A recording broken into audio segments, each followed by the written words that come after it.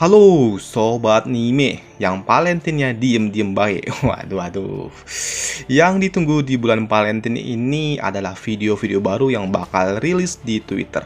Waduh, mari dicek, siapa tahu ada teman sekelas kalian yang nongol. Waduh, gawat ini gawat. Dalam kesempatan kali ini Bang Jack akan melanjutkan Martial God Asura. Langsung aja yuk kita gas. Mereview sedikit dari part sebelumnya. Feng yang mengeksekusi pendiri dari aliansi Sword, dirinya pun dikencam dan akan dieksekusi oleh master dari si kampret itu. Tapi dirinya pun diselamatkan oleh Tetua Zugi yang tiba-tiba saja muncul. Dan di sana Tetua Zugi pun mengumumkan kalau Feng adalah muridnya dan siapapun yang berani menyentuh Feng maka akan dieksekusi. Waduh. Setelah masalah itu selesai, Tetua Zugi pun meminta Feng untuk mengikutinya. Di dalam sana, Tetua Zugi pun bertanya, sudah sampai manakah Feng belajar tentang teknik spirit yang ia berikan. Di sana, Feng pun menunjukkan suatu susunan spirit yang ia pelajari, yang membuat Tetua Zugi pun cukup terpukau. Selain dari susunan spirit, Tetua Zugi juga bertanya, sudah sampai mana Feng mempelajari tentang kompas spirit. Di mana saat ini Feng mengatakan kalau dirinya tidak begitu paham, tapi ia tahu cara gunanya. Dan di dalam hati ia pun mengatakan kalau dirinya mengetahui cara pakai kompas itu karena ia memiliki Egi. Mendengar itu, Tetua Zugi pun cukup senang dengan perkembangan Feng yang di luar ekspektasi dirinya. Ia juga mengatakan kalau ia tidak akan mengajari Feng suatu teknik apapun, hanya saja ia akan membimbing Feng. Ia juga memberikan 100 buah origin beads yang ia harapkan benda ini akan dapat membantu Feng meningkatkan kultivasinya. Dan tentunya mendapatkan gift alok membuat Feng sangat-sangat senang.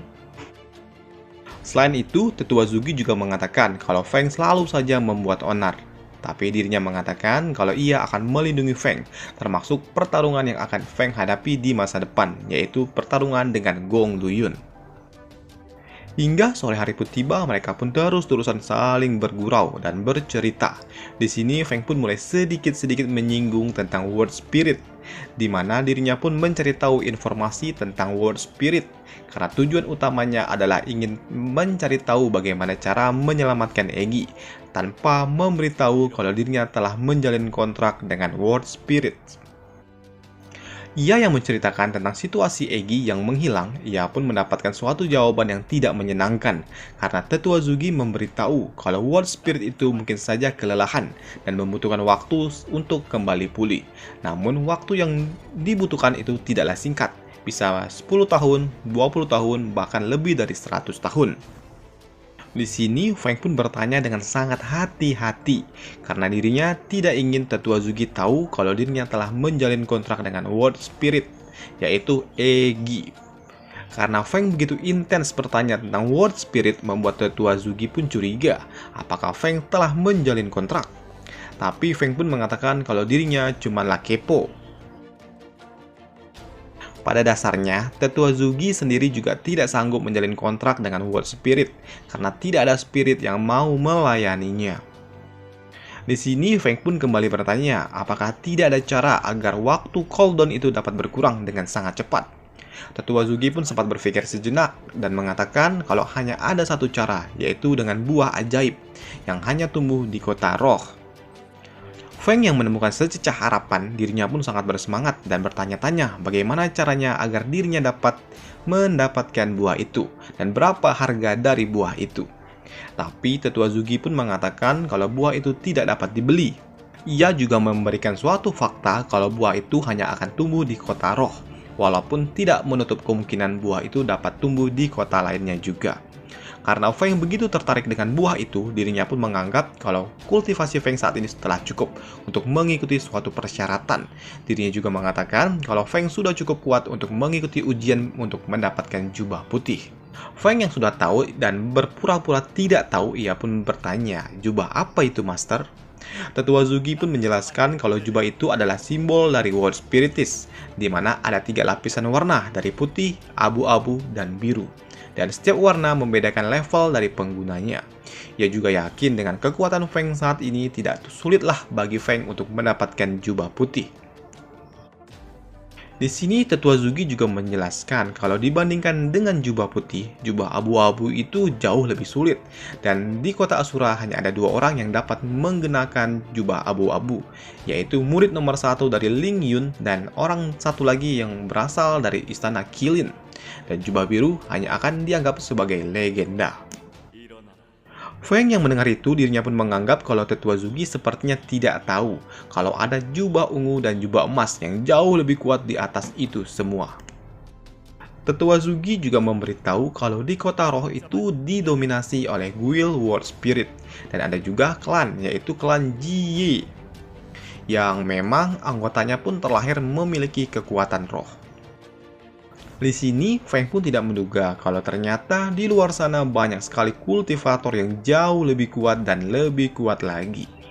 Tetua Zugi juga memberitahu kalau di atas mereka semua masih ada yang lebih kuat lagi, yaitu yang saat ini memimpin dari 9 provinsi, yaitu dinasti Jiang.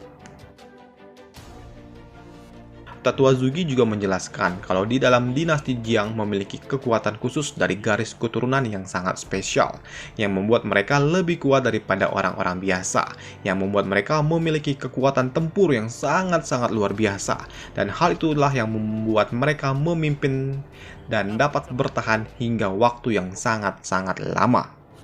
Tetua Zugi juga mengatakan kalau menurut tanggal, ujian waktu World Spirit seharusnya sudah dalam waktu dekat. Jadi dirinya meminta Feng untuk bersiap untuk mengikuti ujian itu. Keesokan harinya, Feng pun telah ditunggu oleh Tetua Zugi dengan elang raksasa yang ia bawa, yang akan membawa mereka menuju kota roh untuk mengikuti ujian. Sebelum Feng pergi, saat ini dirinya pun dihampiri oleh Mai. Mai yang tahu kalau Feng akan mengikuti ujian itu, dirinya pun bertanya berapa lama Feng akan mengikuti ujian itu. Feng pun mengatakan mungkin saja ia akan membutuhkan waktu hingga 1 bulan ke depan, hingga selesai. Mendengar itu, Mai pun cukup sedih. Feng pun yang bingung, ia pun bertanya-tanya, ada apa ini? Tapi Mai pun tidak memberikan tahu jawaban itu. Ia mencoba menutupi kesedihannya dengan senyum ceria miliknya. Setelah mengatakan itu semua, kini Mai pun langsung pergi begitu saja. Setelah Mai pergi, kini Surolah yang menghampiri Feng. Suro memberitahu kalau Mai memiliki seorang tunangan, dan dalam waktu 1 bulan ke depan dirinya akan dinikahkan. Feng yang terkejut, ia pun bertanya, apa ini semua ide dari Pak Tua itu? Maksudnya bapaknya itu loh. Hal ini pun disanggah oleh Suro. Ia mengatakan kalau hal ini diusulkan oleh pihak lawannya. Feng yang mendengar itu ia pun sangat kesal. Ia juga tidak menduga bagaimana bisa pemimpin dari kota kelas 1 tunduk dengan keluarga lain. Hal itu pun disanggah oleh Suro. Ia mengatakan kalau keluarga Sangguan ini tidak dapat dianggap remeh, karena mereka memiliki kekuatan tempur untuk mengambil alih dari kota Vermilion Bird, dan akan menjadi perang besar jika mereka membatalkan pernikahan itu. Demi untuk menyelamatkan Mai, Suro pun meminta agar Feng membawa Mai untuk kawin lari. Tapi Feng pun menolaknya. Suro yang kesal karena kebahagiaan adiknya akan sirna, dirinya pun mengupat ke arah Feng. Di sini Feng pun mengatakan kalau dirinya tidak akan membawa Mai kawin lari, tapi dirinya pasti dan berjanji akan datang menjemput Mai sebelum acara pernikahan itu tiba. Tetua Zugi yang mendengar persoalan muridnya, dirinya pun menawarkan suatu bantuan. Tapi hal itu pun ditolak oleh Feng. Ia mengatakan kalau ini adalah urusan pribadinya, dan dirinya juga tidak ingin cepat-cepat menikah. Walaupun kawin, udah. Setelah urusan mereka selesai, kini Feng pun pergi bersama Tetua Zugi menaiki elang itu. Ternyata saat ini Feng dan Pak Tua itu pergi menuju suatu kota, yaitu World Spiritist Guild. Kota yang selalu disinggahi oleh para World Spiritists. Di dalam kota itu ternyata banyak sekali World Spiritists, dan World Spiritists itu sepertinya bukanlah sesuatu yang langka. Sembari mendaftarkan Feng untuk ikut ujian, Pak Tua ini juga menjelaskan kalau jubah World Spiritist ini spesial karena terbuat dari bahan yang sangat khusus yang akan melindungi kultivasi penggunanya. Jadi selama orang itu tidak mengeluarkan auranya, maka orang lain tidak akan dapat mengetahui berada di level apa yang mengenakan jubah itu. Pak Tua ini juga mengatakan saat ini Feng nantinya setelah lulus ujian, maka Feng akan mendapatkan jubah itu, tapi tetap saja harus membelinya, kira-kira seharga 1000 origin bits. Dan tentunya dirinya pun sebagai master akan membelikan jubah itu untuk Feng. Feng yang mendengar harga itu ia pun terkejut karena dirinya dari kalangan kismin yang tidak punya duit sebanyak itu.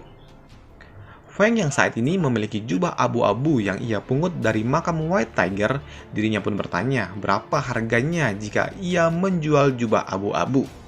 Pak tua ini pun menduga kira-kira kalau jubah abu-abu itu harganya sekitar di 1000 Provon Beats.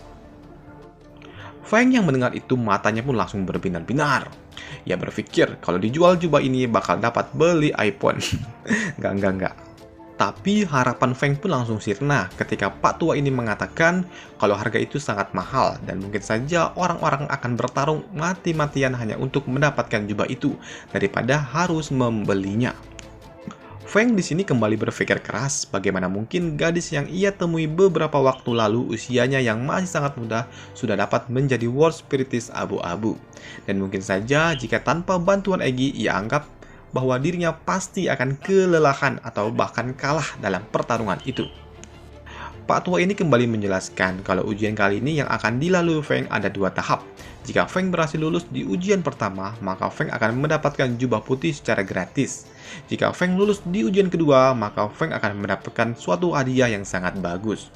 Ia mengatakan kalau ujian kedua ini tidaklah mudah seperti ujian pertama, karena pada saat itu dirinya yang mengikuti ujian tahap kedua saja untuk pertama kali tidak lulus atau gagal.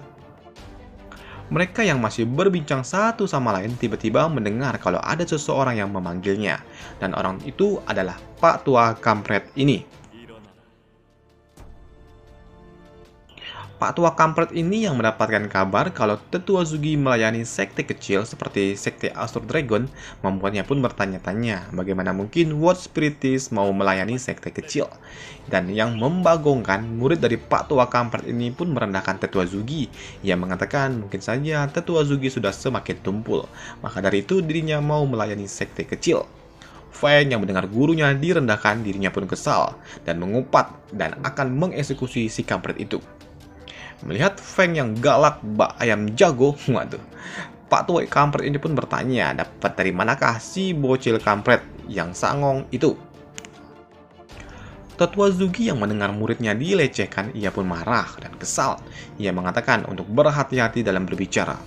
Walaupun dahulu kala dirinya pernah kalah dalam pertarungan melawan si kampret ini, tapi dirinya yang saat ini sudah semakin kuat, bahkan lebih kuat dari Pak tua itu. Pembicaraan mereka yang tidak berlangsung baik membuat Tetua Zugi mengeluarkan auranya. Pak tua ini yang kircep melihat aura itu, ia pun mengusulkan bagaimana kalau kita adu murid saja. Si kampret ini pun berani melakukan hal itu karena ia melihat kultivasi Feng hanya berada di tahap 1 origin, sedangkan muridnya berada di tahap 5. Ia juga berniat untuk mempermalukan kedua orang yang ada di depannya di halayak umum. Di sini Feng pun juga meminta izin agar dirinya menghajar bocah kampret itu. Feng di sini juga tahu kalau lawannya cuma berada di ranah Provon tingkat 5 dan itu adalah easy lah bosku. Pak tua kampret ini pun mulai membangun suatu dinding dari formasi spirit untuk melindungi tempat mereka bertarung agar mereka leluasa saling baku hantam di dalam sana. Si bocah kampret ini pun yang berhadapan 1 lawan 1 dengan Feng, ia pun langsung mulai melakukan inisiasi untuk menyerang Feng dengan tinjuannya. Tapi Feng pun yang melihat serangan itu, ia pun santuy-santuy saja, walaupun serangan itu pun langsung mengarah kepada dirinya. Ia yang santuy-santuy karena dirinya telah membangun suatu formasi spirit untuk melindungi tubuhnya. Si kampret ini yang tidak dapat menembus dinding itu, ia pun terpaksa harus mundur. Ia yang mundur beberapa langkah, ia pun kembali bersiap. Kini si kampret itu pun mengeluarkan seluruh kekuatannya dan melepaskan jurus Heaven Meteor First ke arah Feng. Feng yang ditembakkan oleh serangan itu, dirinya pun santuy-santuy, gugo jago gitu kan. Karena barrier yang ia bangun begitu kokoh, bahkan tidak dapat lecet sedikit pun. Pak tua ini yang kesal karena muridnya tidak berguna, dirinya pun memprovokasi kalau lawannya itu cuma di tingkat 1 dan kenapa bocah kampret ini tidak dapat memberikan tekanan kepada lawannya. Bukan muridnya yang menjawab, tapi malah Feng.